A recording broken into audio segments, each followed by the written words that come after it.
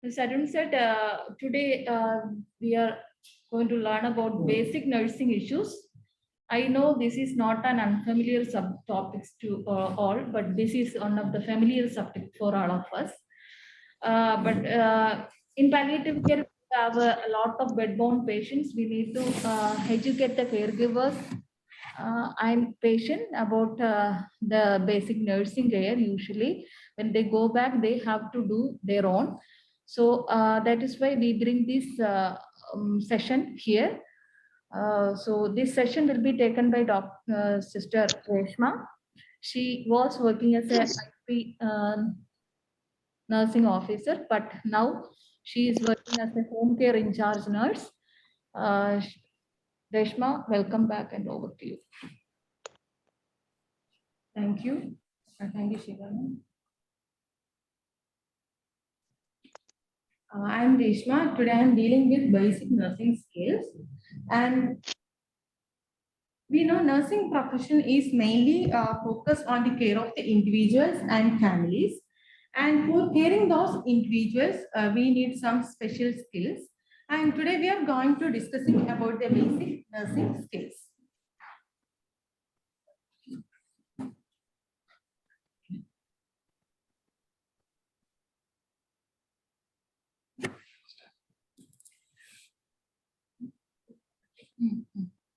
And we know the nursing care is different for each individual. If the patient is bedbound, the care is different from unconscious patient. Like that, there is some difference for individuals according to their health conditions. And here we are mentioning some of the basic cares a patient needs. First one, oral care, then skin care, eye care, ear and nose care, hair care, perineal care, and nail care. These are the basic needs of a patient. We know if the patient is on an unconscious state or the patient is on comatose state, the patient can't able to take care of his oral cavity. That time there is a chance of infection and all. And we know mouth is an excellent incubator of growth of bacteria. So that patients need special attention in oral care. And the main objectives of oral care is to promote good oral hygiene and to promote comfort, to promote appetite, to prevent infection, and to prevent and treat dryness and halitosis. These are the main objectives of oral care. Next, who needs oral care or mouth care? If the patient is terminally ill, he can't able to take care of his mouth. That patient needs special attention from nurses. So they are needing oral care. Next, post-operative patients. And next category, patients with infection and disease of mouth. This category needs special attention in oral care. And if the patient is on nasogastric tube feeding, they requires frequent oral care. Otherwise, it will lead to fatal health illnesses. And if the patient is unconscious, definitely they need special attention.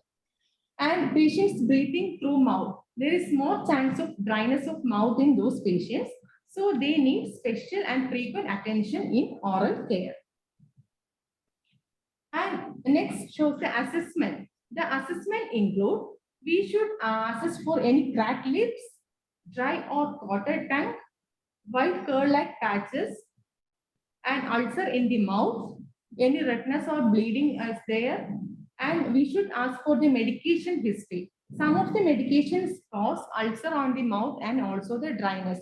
So in the assessment, we should collect the medication history of the patient. And we should assess for any pain in the mouth, dysphagia or change in the taste of food, any difficulty in chewing, anorexia, unpleasant smell, and treatment history. In most of the in our setting, most of the patients are getting chemo and radiations, and we should ask for the treatment history and assess the need for oral care for those patients. And common oral problems we are seeing. First one, dry mouth, then painful mouth, and halitosis, candidiasis, alteration in taste, and excessive salivation. These are the common problems, oral problems we are seeing in our daily settings. And this picture shows the candidiasis. In candidiasis, the white patch-like, the picture shows the white patch-like structures. This is the candidiasis and xerostomia. And some of the medications, aging, cancer therapy, nerve damage, and tobacco and alcohol use may cause xerostomia. And next one is common, including halitosis. Some of the medications cause halitosis. And oral mucositis, stomatitis, and oral mucositis. These are the common oral problems. And next is about the solutions used for mouth care. In home care, in a hospital setting, we are commonly using 0.9% sodium chloride for oral care. But in a home care setup, it is difficult to get a normal saline. So for our patients, we are preferring homemade salines. And how we are preparing homemade salines? We are taking 500 ml of water and add 1 teaspoon of common salt. Boil it and cool and keep covered until needed. And other options, we are advising soda bicarb solution also for oral care. For preparing soda bicarb solution, we are also taking 500 ml of boiled water and 1/4 teaspoon of baking soda. Is it clear? Is it clear to everyone how to make a saline? Okay. And next is about the self-care education. We should ask the patient to brush the teeth twice a day with a soft toothbrush. Because if they are using hard toothbrush, it will cause injury to the gums, and so we are preferring only soft toothbrushes. And we should check the mouth after oral care if there is any toothpaste left in the mouth or not. If there is any toothpaste in the mouth, it will cause dryness of the mouth. And ask the patient to rinse the mouth with warm saline or soda bicarb solution. In home setting, we are advising homemade saline. Then about the tongue, it should be brushed with soft toothbrush. And ask the patient to take plenty of fluids. And if the patient can swallow or like that patients, we are preferring pineapple, small pieces of pineapple. It contains a mouth cleansing enzyme, also a salivary stimulant. And if there is any ulcers on the mouth, it is not preferable, but it may cause a burning sensation on the mouth. If the patient is okay with the pineapple, we can advise pineapple for dry mouth and all. It will stimulate the saliva. And if the patient is using dentures, you should advise them to remove it the night time and clean it well and keep it in a clean container. These are the self-care educations regarding the oral care.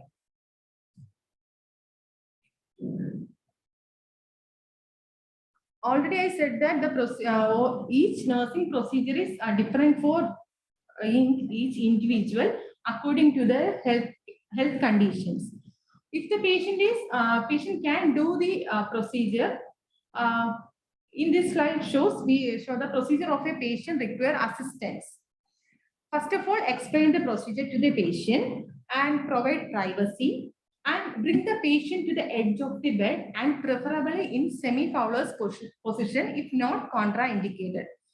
We are preferring this position for the patient can do his brushing by himself. And in the home care setup, we are not getting any adjustable cot and bed and all. So we are using pillow for position the patient. And we should place a towel under his chin and cover the bedding. It will prevent the soiling of the cloth and all. And pour the water over the breast and place dentifrice on according to the patient comfort.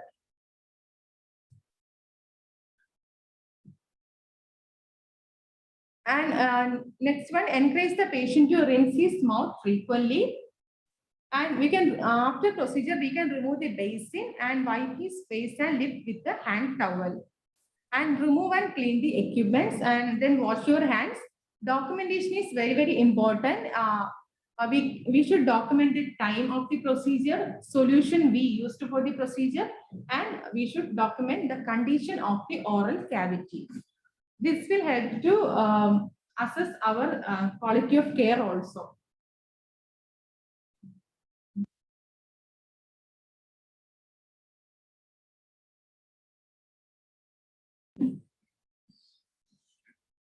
This procedure I explained in the hospital settings.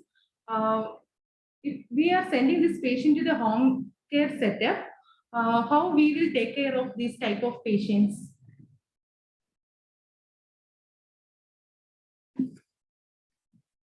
If the patient, my question is, if the patient is unconscious, how will you manage this patient in the home care setting? Regarding the oral care, I am asking. Any of you please answer. Please unmute yourself and answer. If there is a bed-bound patient, unconscious patient there, usually we discharge from the hospital. When they go back, how will they do oral care? Who will take care of their mouth? And how can they do?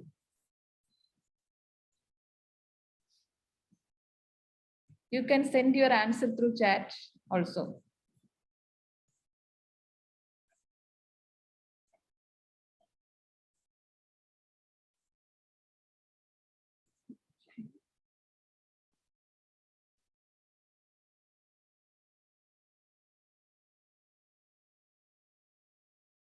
Anybody?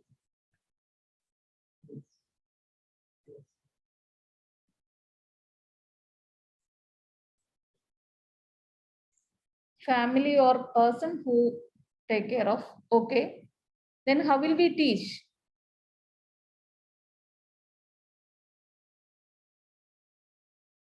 They doesn't know how to hold the active forces and all. So how will they do?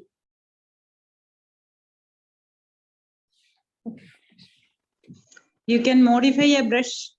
You can wrap a gauze piece around the brush and teach them also. You can demonstrate and show them so that the family will take care of that. Very They'll good. follow. Very good. Okay. Good.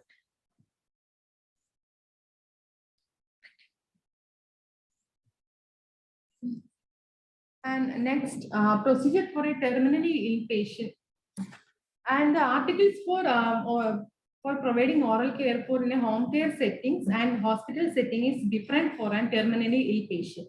In hospital setting, we are commonly using artery forceps and bow, tongue depressor, gauze piece, kidney tray, swab sticks, small Macintoshes, and face towel and normal saline for oral care.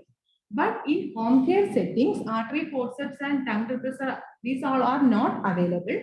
So we are using clean cotton cloth or gauze pieces, homemade normal saline, spoon or ice cream sticks, small Macintosh and face towel. These are the difference in hospital setting and home care setting oral care. And the procedure for a terminally ill patient. If the patient is conscious or not or anything, we should explain the procedure to the patient. Next, provide privacy to the patient.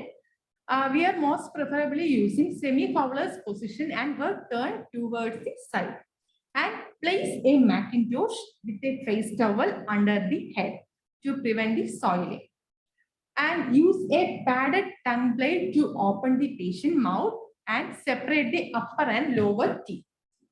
Then soak cotton balls in a solution and squeeze it out excess by using artery forceps. If there is excess water, there is a chance for aspiration. Before applying the cotton balls, we should squeeze it. And clean teeth from incisors to the molar using upper and down movements from gum to the crown. and clean oral cavity from proximal to distal using one cotton ball for each straw. We are only using one cotton ball for each straw, and lubricate the after oral care. We should lubricate using swab stick. And after procedure, clean the articles, hand washing. Then documentation is very important. Documentation includes the time of the procedure, solution we used, condition of the oral cavity at the time of the procedure, if there is any abnormalities noticed, and the patient's response to that procedure.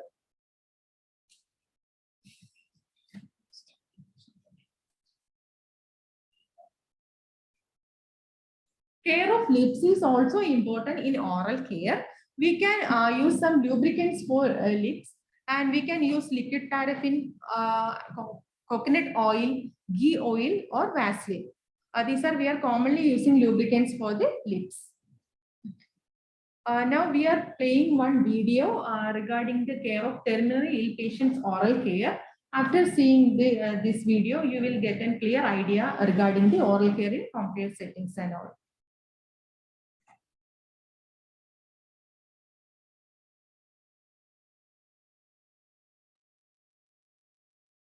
In an unconscious patient. Mrs. Anna is suffering from brain cancer and is comatose. Mrs. Sophia is her caregiver. Miss Shanti is the attending nurse. How is Anna doing today? She slept well yesterday. Oh, that's great. Can we clean Anna's mouth now? It is very important to keep her mouth clean daily. Even though she cannot respond, she can listen to us. I am Nurse Shanti. I am here to clean your mouth, Anna. Articles required for mouth care.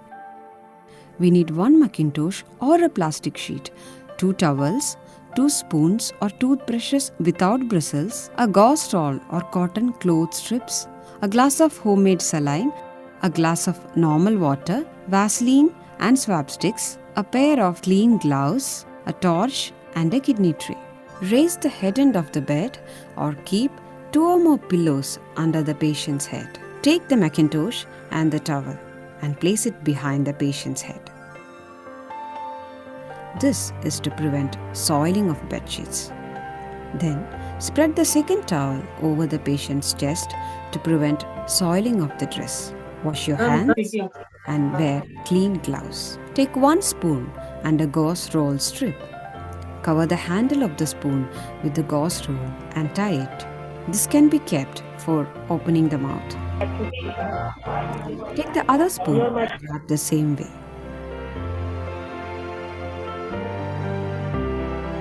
Here, the other end of the gauze or cloth should be kept long. There is no need to tie it. Take the wrapped spoon and keep in between the chewing surface of the teeth on the right side to open the mouth. Never use your fingers to open the patient's mouth, as they may bite your fingers. Take the torch and look for any white patches, redness, ulcers, bleeding, foul smell and discharge. Take the other wrapped spoon and dip it into the homemade saline or salt water. Squeeze the gauze well to avoid aspiration of solution by the patient. Remember, while cleaning, you should keep the other end of the gauze piece inside your hand to prevent accidental fall into the oral cavity. Clean the left side of the teeth, first lower chewing surface, inner side and the outer side. Then clean the lower front teeth, inside first and then outside. Then clean the upper teeth, inside and outside. Discard the used gauze after cleaning each surface and take a new gauze. Wrap it over the spoon and dip it in normal water. Squeeze well and clean the entire area so that the salty taste will subside. Then remove the wrapped spoon and keep it in between the teeth on the left side of the patient's mouth, and similarly clean the right side of the mouth as shown earlier. Clean the tongue from outer to inner parts, first with normal saline and then with normal water. Discard the used gauze. The cleaning procedure is over. Now apply Vaseline to the lips. Remove the towel.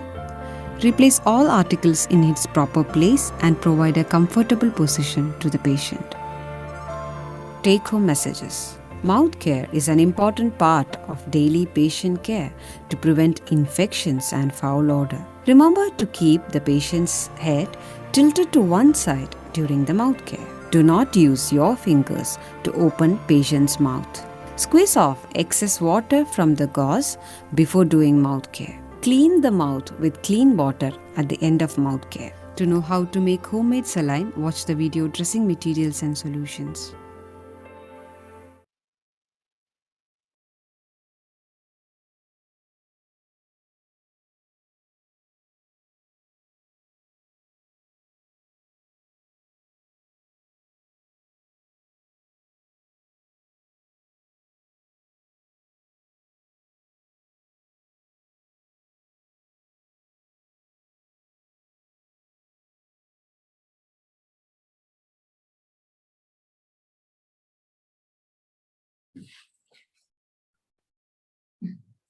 I hope it is clear now. Is it clear? I think now you all get a clear idea about it, oral care of a terminally ill patient in home care settings. Okay. Next, we are going to discussing about the care of eyes. For a terminally ill patient or unconscious patient, care of eyes are more important.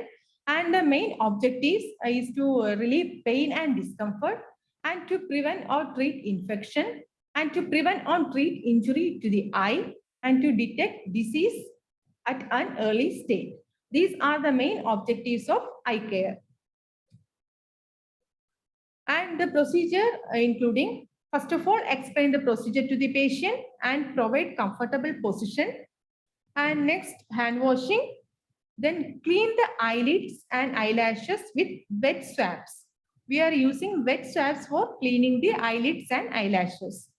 And wipe the lid from the inner canthus to the outer canthus. That picture shows the exact direction of the eye care. We are wipe the lids from the inner canthus to the outer canthus.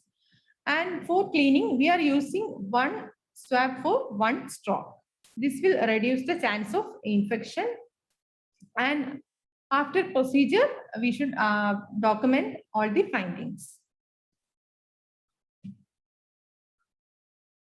And next include care of nose and ear. First of all, explain the procedure to the patient. And to remove the secretions from the nostril, we are using wet washcloths. Instead of that, we can use cotton applicator also. Before inserting it, we should moist it with normal saline of water.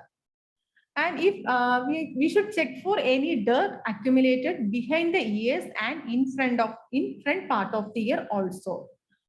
Most of the time we are neglecting the area behind the ears, but we should check for any dirt accumulated behind the ears also.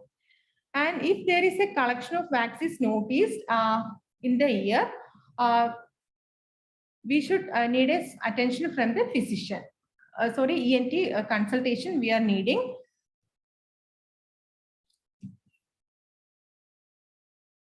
And next is about the care of hair. First of all, explain the procedure to the patient.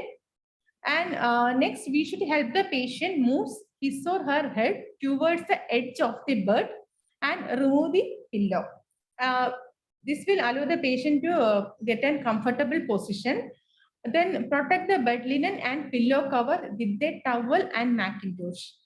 In hospitals, Macintoshes are available, but in home care setting, we are advising them to use rubber or plastic sheets.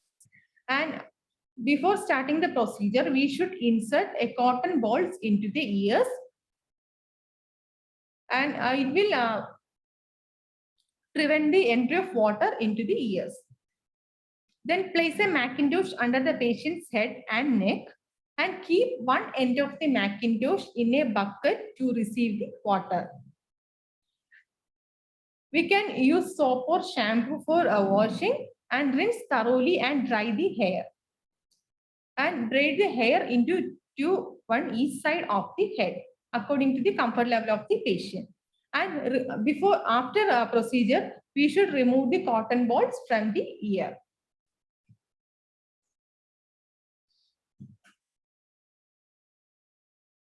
Next is about nail care. First of all, explain the procedure to the patient and assemble the articles needed for the nail care. And before starting procedure, place the rubber sheet under the patient's hand or leg. And we are soaking the fingers in warm water for 5 minutes. It will allow the nails to become softer. And cut the free edges of the nails. And we should encourage the caregiver to provide nail care properly and frequently for promote the well-being of the patient. Next is about the bed bath. We know bathing is very important in maintaining and promoting hygiene. And the main objectives of bed bath: to clean the dirt from the body, to increase elimination of waste to the skin, to stimulate circulation, to induce sleep, to provide comfort, to give the patient a sense of well-being, to regulate body temperature. These are the main objectives of bed bath.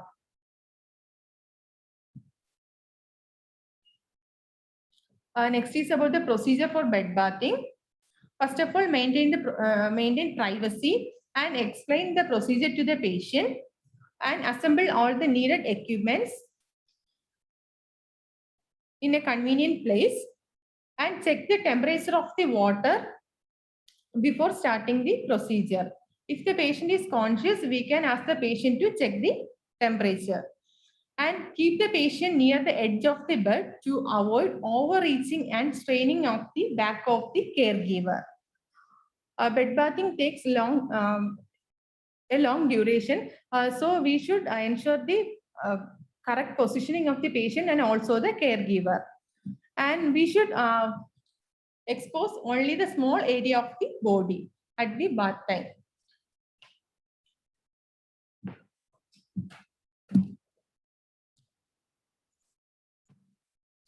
And next, we should remove the soap completely from the body to avoid the dryness effect.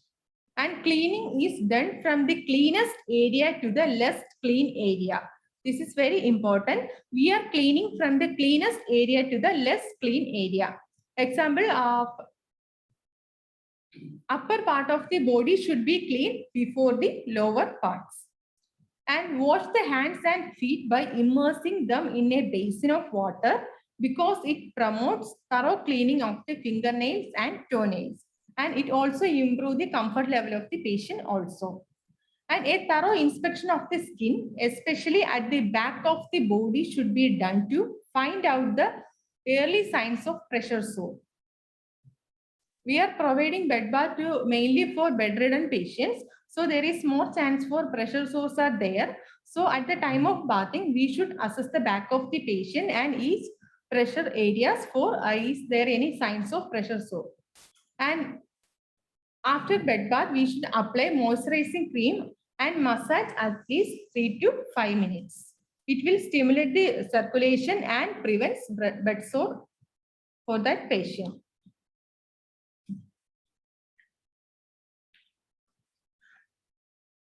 And back care is very, very important for a bedridden patient. They are more prone to get pressure sores easily. So we are giving special attention to the pressure points. If prone to pressure sores, we are changing the position every 2 hourly. And lather soap by sponge towel, wipe with soap and rinse with plain water.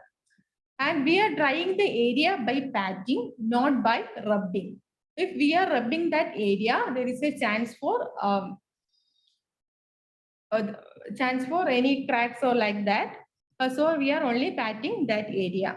And applying moisturizing cream and massage at least 3 to 5 minutes. It will promote circulation. And massaging helps to increase the blood supply and to the area and to prevent pressure sores. These are the main points included in the back care.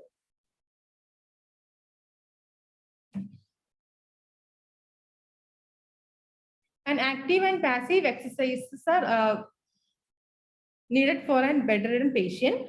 And exercise must be integrated into the patient's daily life as it prevents contractures, food drop, and wrist drops. For bedridden patients, we are mainly focusing on the joints, and all joints needs physiotherapy.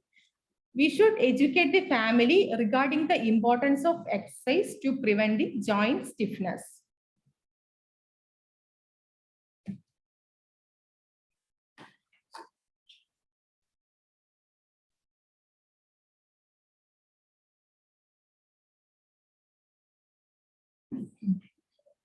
Now we are going to move on to the catheterization part.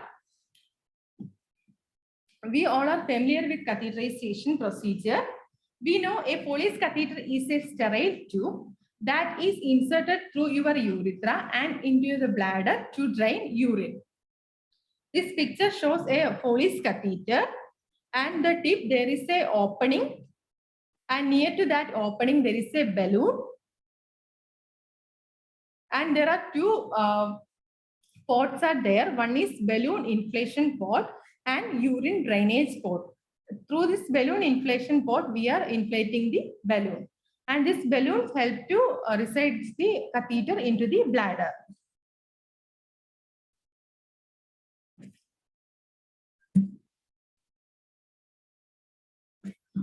How much water you are using to inflate the balloon?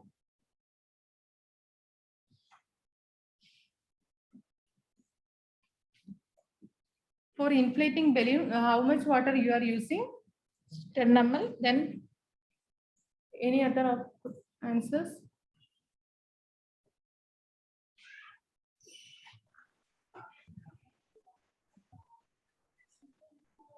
any other answers? If you are alone to do the catheterization, how much water is Used for used for inflation?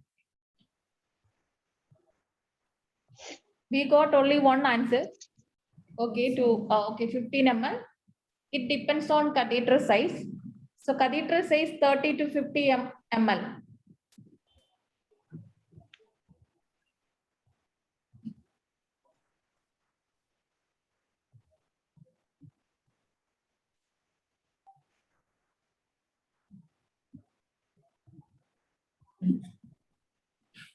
Any other answers? We got only 3 answers. Special circumstance, it can be more than 10 ml. What is the special circumstances? Sister Shelby?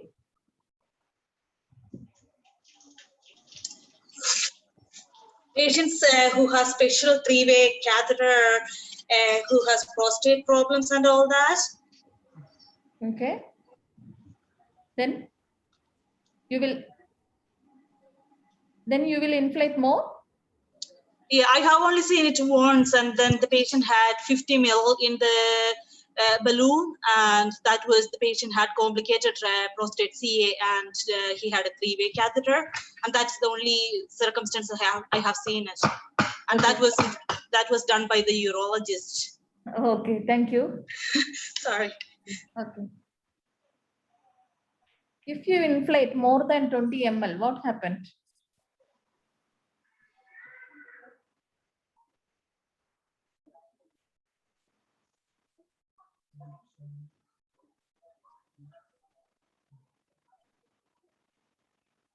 Usually the nurses will be doing the catheterization part. So if you use more than 20 ml for inflation, so balloon can burst. Anything else?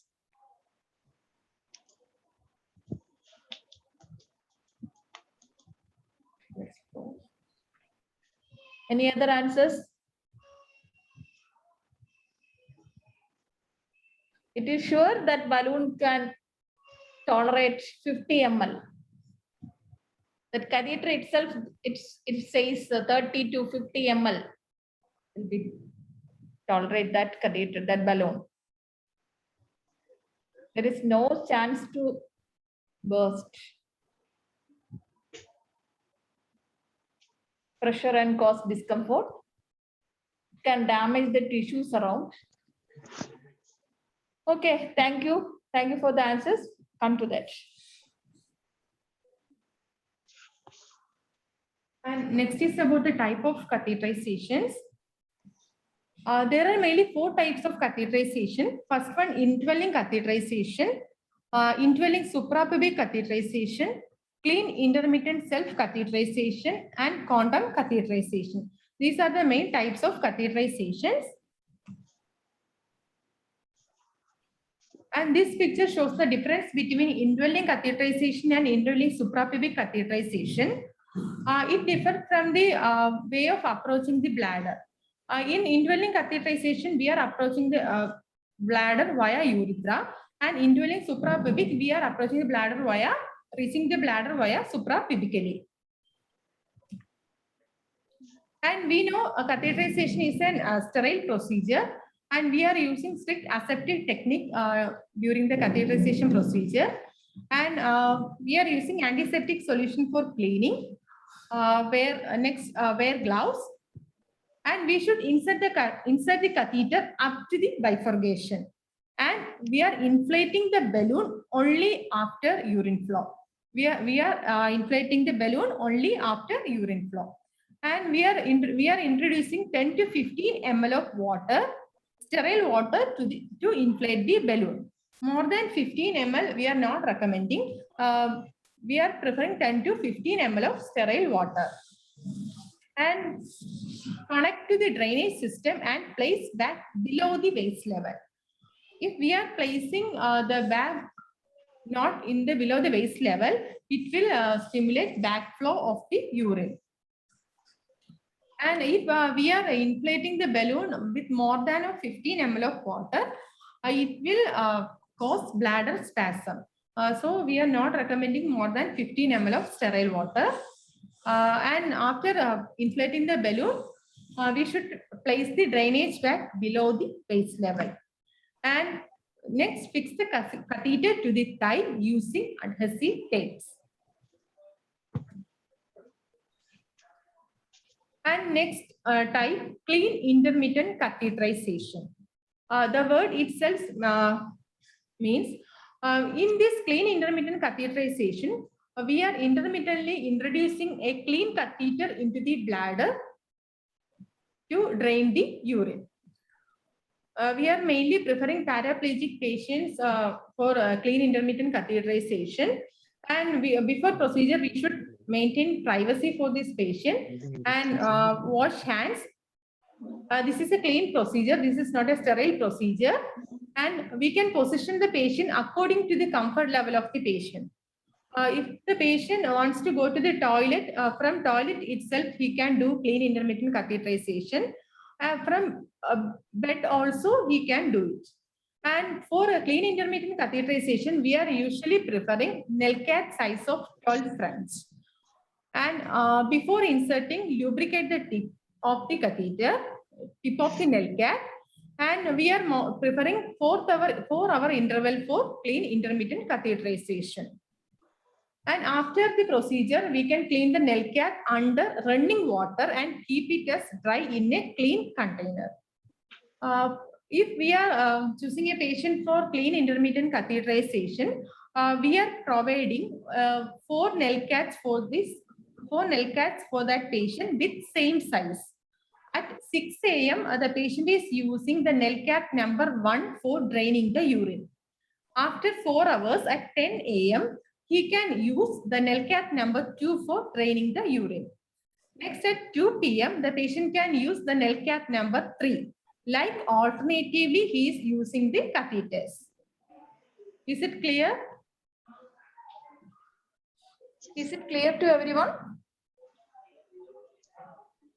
This is very, very important for a paraplegic patients. Usually the patients prefer to do the catheterization for herself or himself. So we have to educate the caregivers how to do the intermittent catheterization. That is what Reshma was saying.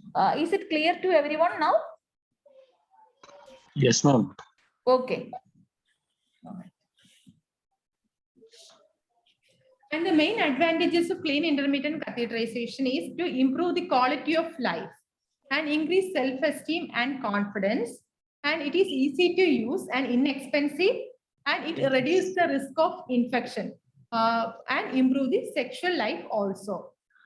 Here, while doing intermittent catheterization, the catheter tip only resides in the bladder for few minutes. So the risk of infection is very low. And after starting with clean intermittent catheterization, there is no need of indwelling catheterization and all. So it will improve the quality of the life of the patient. That's why we are preferring paraplegic patients for clean intermittent catheterizations. And next one, condom catheterization. We know here we are placing condom catheters on the outside of the bladder, and along with this condom catheters, along with the condom catheter, we are getting an adhesive tape, and it helps to place the catheter correctly. And the advantages and disadvantages of condom catheterization. First one, less catheter associated urinary tract infection. I already said we are not inserting anything into the bladder. So there is chance of less catheter associated urinary tract infections. And it is more comfortable than indwelling catheters. And less movement restriction and non-invasive. And I said nothing is inserted into the body. So it is a non-invasive procedure. This is the main advantage. And we can available for home use also, can be put on without a doctor or a nurse. And the disadvantages, like if we are not using the correct size of the condom catheter, it may lead to leakage. So while choosing the condom catheter, we should assess for the correct size. And some of the patients show skin irritation and breakdown from urine leakage, and more likely to fall off or leak than internal catheters.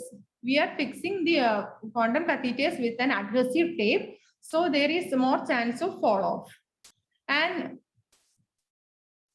the condom catheters are made up of latex material. So some patients show allergic reactions.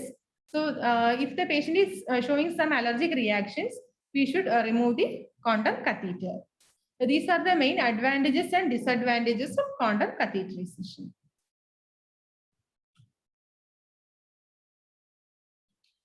And next is about the bladder care. We know there are many types of catheters are available in the market, and catheters should be changed from 3 weeks to 1 month. If we are using the Foley's catheters, we should change the catheter within 30 days. If we are using silicone catheters, they are more tissue friendly, so we can use it for 90 days.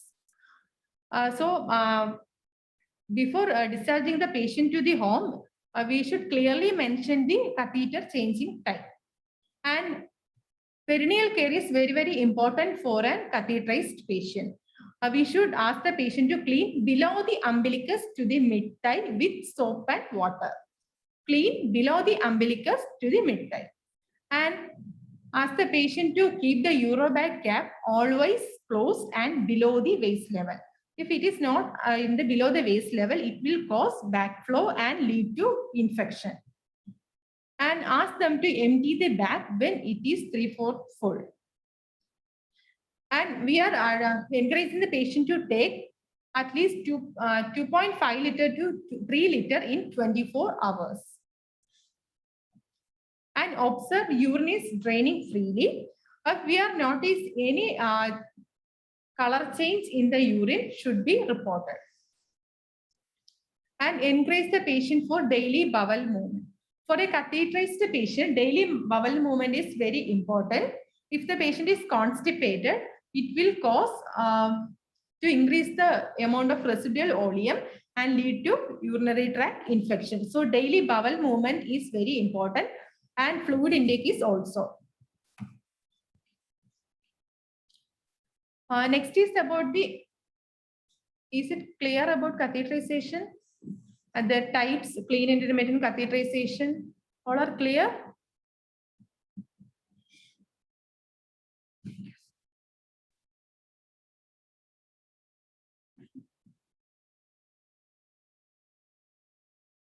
Okay. Next is about the care of perineum. The main objectives to maintain perineal hygiene and to prevent and treat infection. For every patient, care of perineum is very important. And the procedure includes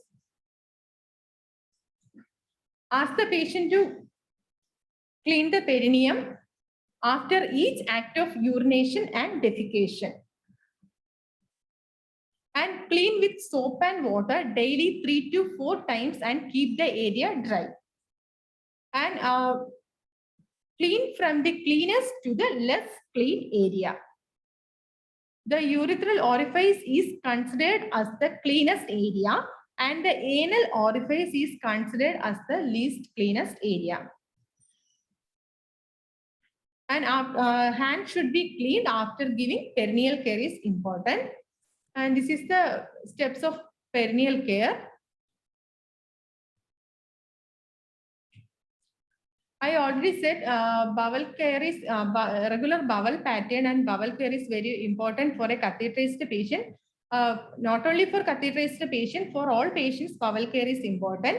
In a bedridden patient, due to lack of exercise, privacy, and reduced food intake, and due to some of the medications, they cause constipation. And encourage the patient for bowel movement daily and give time for the bowel movement. It is very important. We should give time for the bowel movement. And privacy is one of the main factor affecting constipation in hospitalized patients.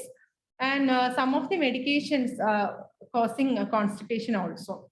And patients should be encouraged to take high fiber diet, adequate fluid intake also, and encourage regular exercise. These all factors will improve the bowel pattern. For bowel care, we can use bedpans. It is mandatory to maintain patients' privacy and use of commode or lavatory for defecation.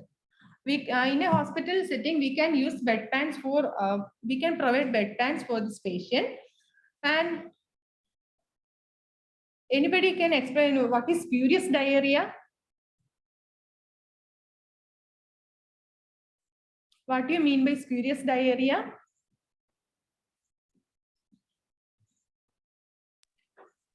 Please answer. What is spurious diarrhea or what is? Having an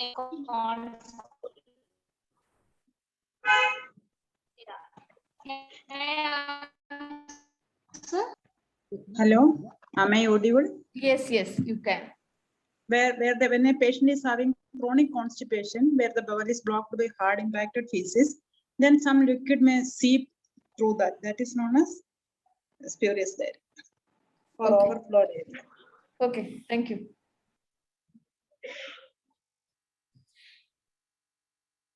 Any other answers?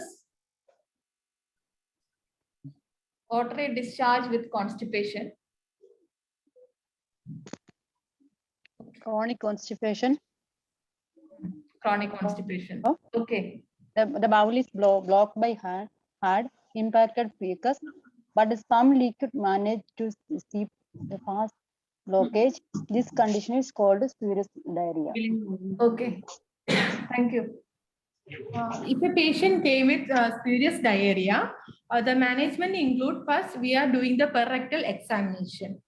If the perrectal examination shows ballooning rectum, next at that time we are providing high sodium phosphate enemas. For giving high sodium phosphate enemas, we are using 16 French suction catheters and lubricate. First of all, position the patient and we are performing perrectal examination. Then insert the suction catheter. After lubricating the tip of the catheter, when we feel obstruction, we stop from there and we are providing the first sodium phosphate enema at that point. and wait for few minutes. And then again we are inserting the catheter up. Then we are giving the second sodium phosphate enema.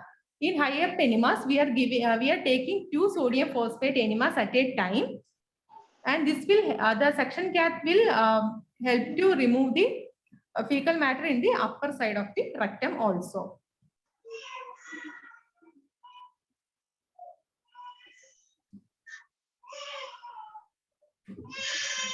Is it clear?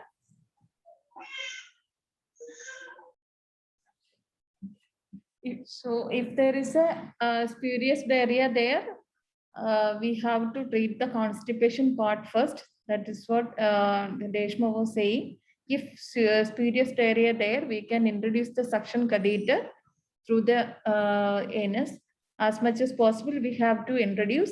Then you have to give it to that sodium phosphate enema at a time.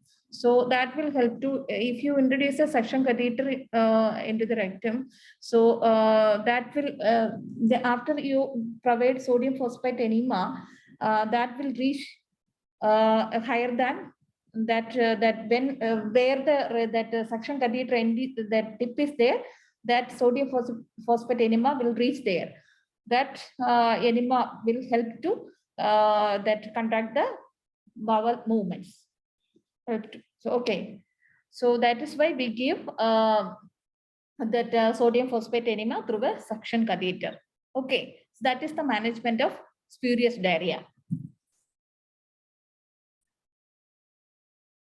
So I think all of you are clear about that, the management of spurious diarrhea and what is the spurious diarrhea.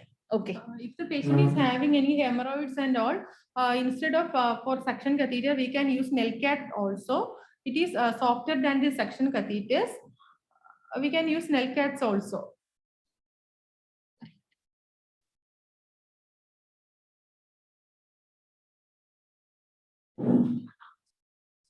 And next is about the nasogastric tube feeding. Nasogastric tube feeding is a process of feeding with the tube inserted through the nose, pharynx, esophagus, and into the stomach. We are familiar with the nasogastric tube feedings and the size of the nasogastric tubes. And the care of nasogastric tube. In hospital setups, we the nurses are here for caring the patient. But when we are sending these patients, a patient with nasogastric tube with a home care setting, it is important to the how to care of nasogastric tube is very, very important. And first of all, perform the hand hygiene and give Fowler's or semi-Fowler's position before feeding. Otherwise, it will cause any health issues for the patient. So we should provide Fowler's or semi-Fowler's position before feeding. And prevent air entry in the tube by pinching it. And next, aspirate and make sure that the tube is in the stomach.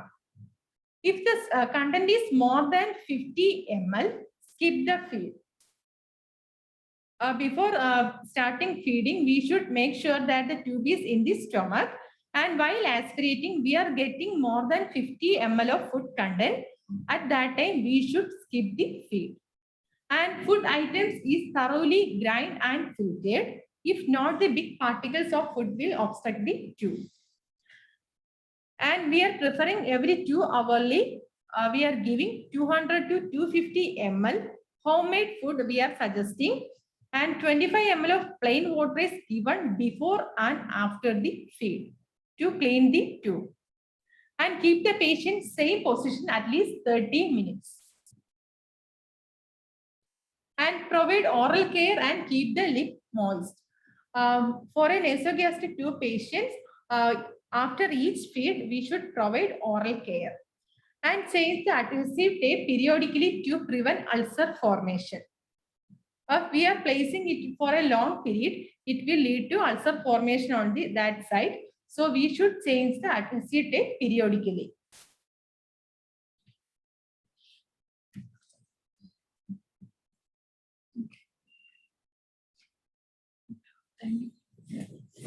Is it clear? Thank you. Thank you, Reshma, for the session. Anybody have any doubts? If you have any doubts regarding basic nursing care, ask to Reshma.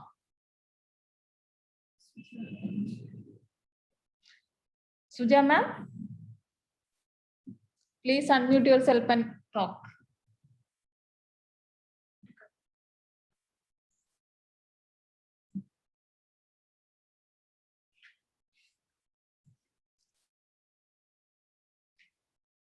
Any doubts?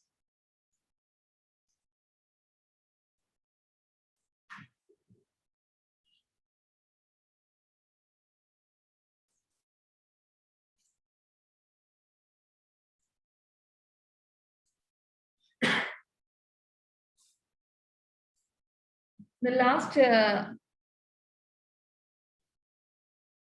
nasogastric tube, Reshma has that explained about the nasogastric tube feeding.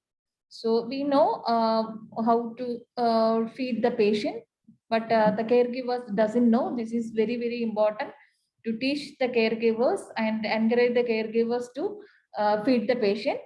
And always you have to keep the position semi-fowlers. Why we keep semi-fowlers or fowlers position while feed the patient? क्या क्या बोलते हैं समझ में नहीं आता। किसको follow कर दिया? डॉक्टर एवलिन का कुछ बताना है? To prevent aspiration. So when we introduce nasogastric tube, what happened? When we introduce nasogastric tube, we should understand why aspiration happened. So when we introduce nasogastric tube, that gastroesophageal sphincter is always open.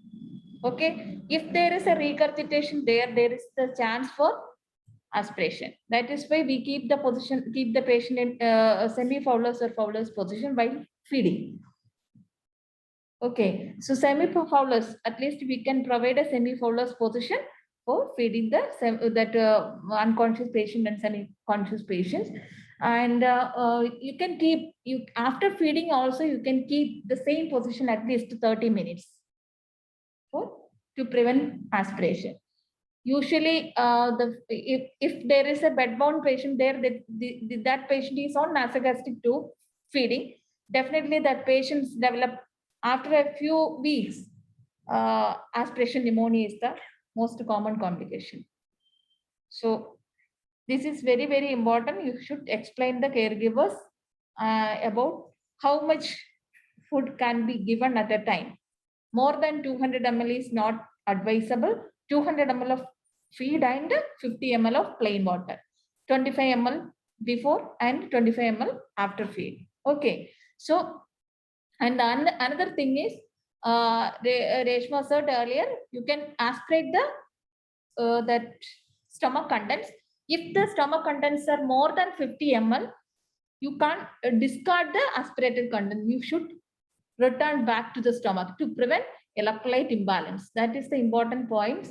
When we confirm the tube in the stomach, you should return back the all aspirated contents. Okay.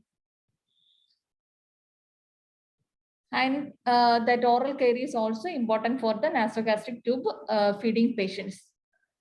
That is often neglected for nasogastric tube feeding patients. That is also you have to encourage the caregivers. Okay. So anything else you want to know? Any more clarification?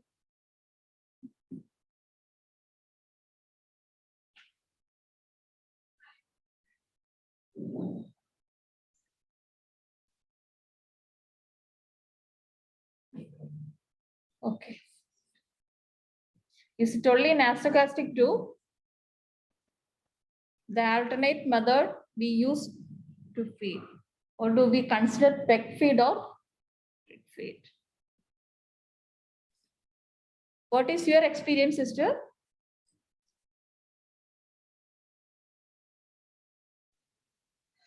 Here, we don't usually promote nasogastric tube feeding. In our setting, we very seldom see people with nasogastric feed. So most of the time it will be PEG feed or the RIC feed. Yeah,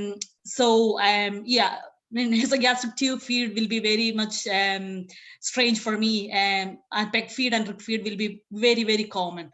The only thing is that, like, people who has less prognosis but having quality of life, still having appetite and all that, it will be too late to put the RIC feed and PEG feed, RIC feed or PEG feed in for them. So in that will be the only situation we will think about nasogastric feed, but most of the time the answer will be kind of no. So RIC feed and PEG feed will be the most common thing we see here. Okay, thank you. But we don't use that in India, do we not? No. Yeah, yes. We here we have a lot of nasogastric tube feeding patients, but mostly head and neck cancers. Yeah. Their health condition is okay, but they are not able to eat properly. So that condition, we prefer nasogastric tube. If the patient is willing to put a nasogastric tube, we will put it. But if in the end of life care patients, we can't prefer the nasogastric feed. We could educate the caregivers about the disadvantages of nasogastric tube feeding. Okay. So and the advantages. So then they could choose that the nasogastric tube is not okay. easy. So that is what we are doing here in palliative care settings. All right. Okay. Thank you. Okay.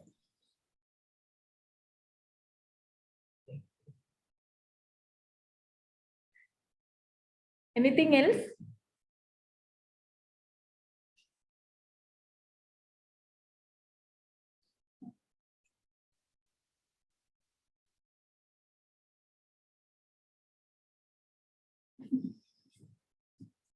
And regarding catheterization also,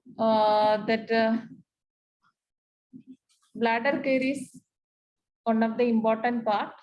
After catheterization, this is one of the foreign body inside the body. So there is a chance of infection. You should encourage the caregivers and patient about to take plenty of oral fluids. Otherwise, the patients will get urinary tract infection, and bowel care is also important. And the third one is perineal care. These are the 3 points is main for bowel that bladder care. Should encourage the patient to take plenty of water and perineal care and bowel management. If bowel is not moved properly, there is a chance of that residual the urine inside the bladder. Then if there is a residual urine inside the bladder, there is a chance of developing urinary tract infection. Okay, so that is also important.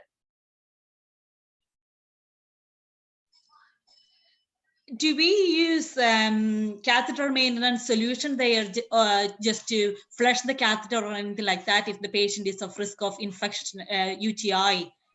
Do we use the catheter flushing solution? No. We here we are not preferring that bladder wash. Do you mean about that bladder wash? Yeah. Yeah. So we are not recommended. Okay. Literature said that if you do that bladder wash, that whole bladder will be infected. So and if the infection is in the urethra. Yeah. If you push the water into the bladder, definitely the whole area will be infected. So the bladder nowadays the bladder wash is not recommended. Okay. We are not practicing it. We are not practicing. Good to know. Thank you. Anybody else? Do you have any other practice?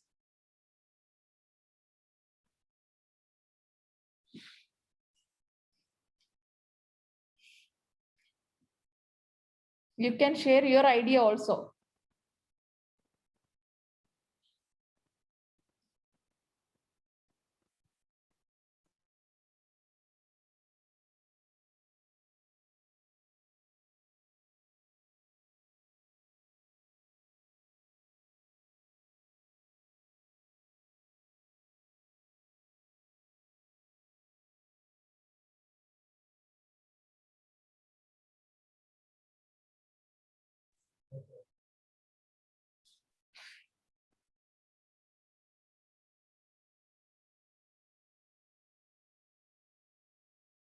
No doubts. I think we can wind up. So before we wind up, this is our last session. Your feedback is very, very important for us to improve our the quality of training. So please give your comments. From my side, I was not able to attend all the sessions. So initially I was facilitating this program, but in the middle I was busy, so I was not able to facilitate this program. Anyway, your comments, please.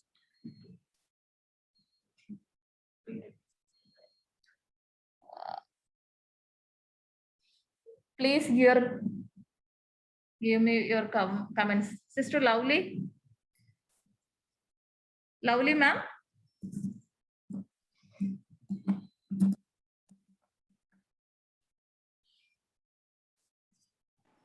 Please unmute yourself and talk about our course.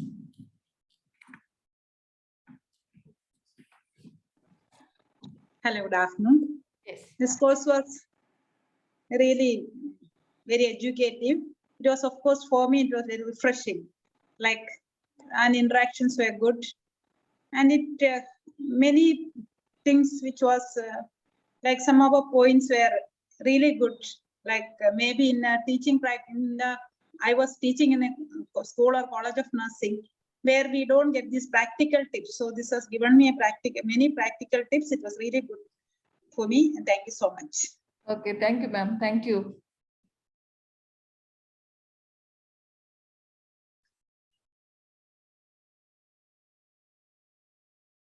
Alice, ma'am. Please unmute yourself and talk. Today is our last session. Yes, ma'am. I was actually thinking about it.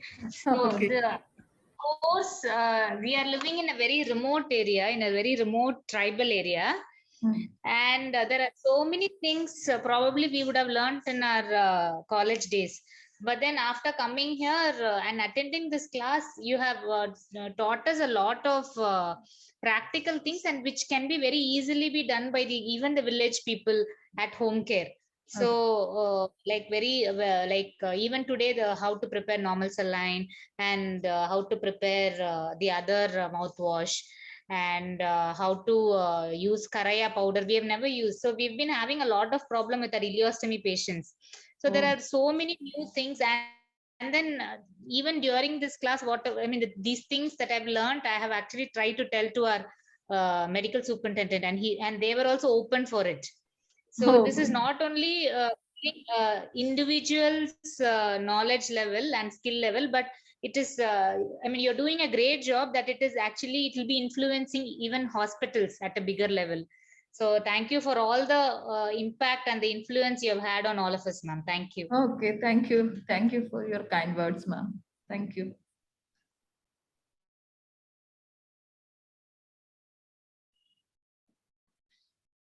Shelby, ma'am.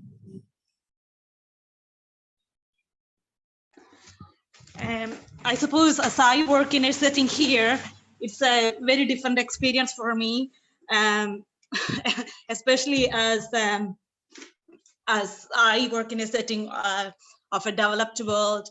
It was definitely an eye-opening for me to sit in and listen to what we had been doing over in India. And the main reason I have joined as an observer for this course is that, just wanted to see that how is palliative care happening over in our part of the world. So yeah, definitely it was an eye-opening for me, and there is a lot of new information. And then another thing as well, that here we have a lot of resource here, so we are overusing it. So when we are using it, we don't understand. I don't know, is it right to use the word lucky, but people have a lot of resource here, so they are using it and overusing it and wasting it as well. So definitely from that side as well, it was an eye-opening for me.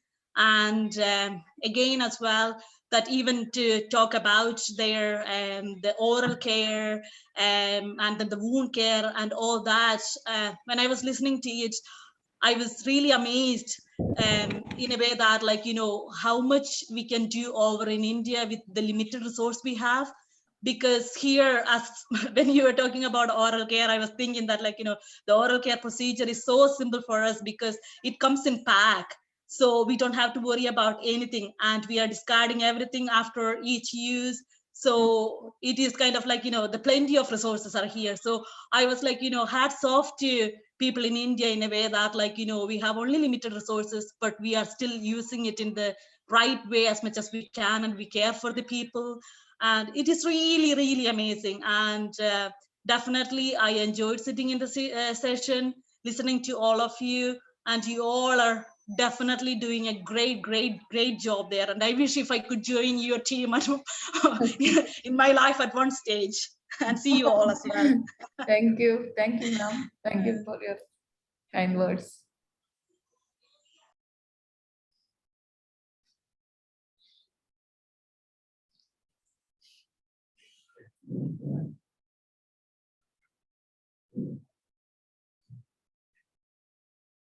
Kanaka, ma'am.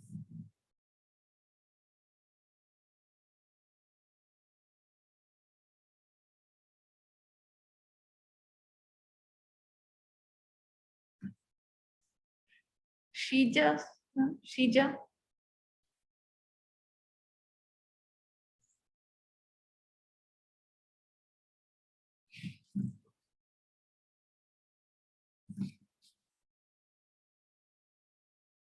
Anybody want to share your comments with us?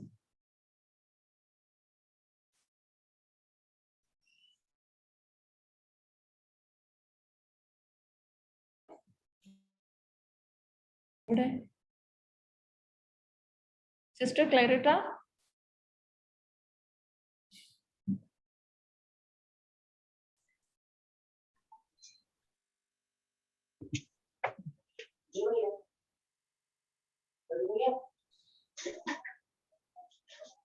That's it.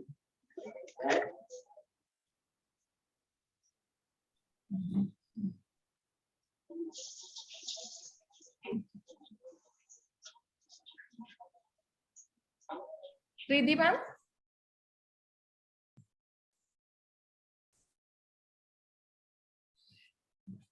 We expect some negative comments also. If you say some negative comments, we will try to improve.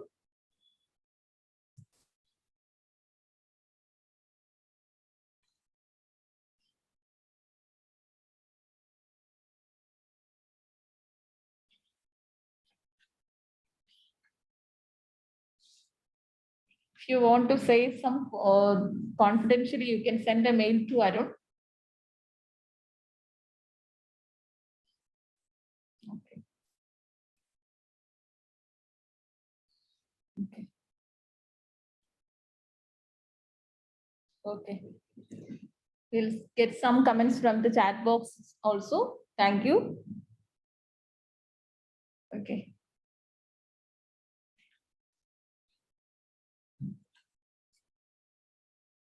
Anything else you want to know more about our site?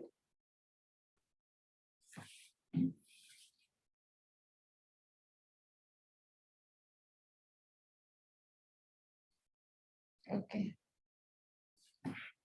So.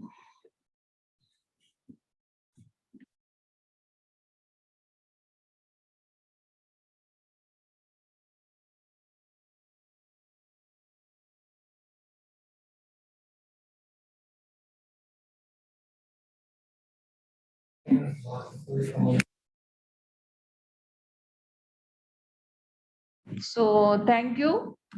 Thank you all for joining this program. And thank you all, thank you once again for, and when you go back, you have to try to include the palliative care concept in your practice. So thank you once again, all of you, all the best. Okay, Arun will be sending that final assignment to to you all through WhatsApp. Please do the assignment well. Then only you will get the certificate. Okay. Thank you once again. Thank you all.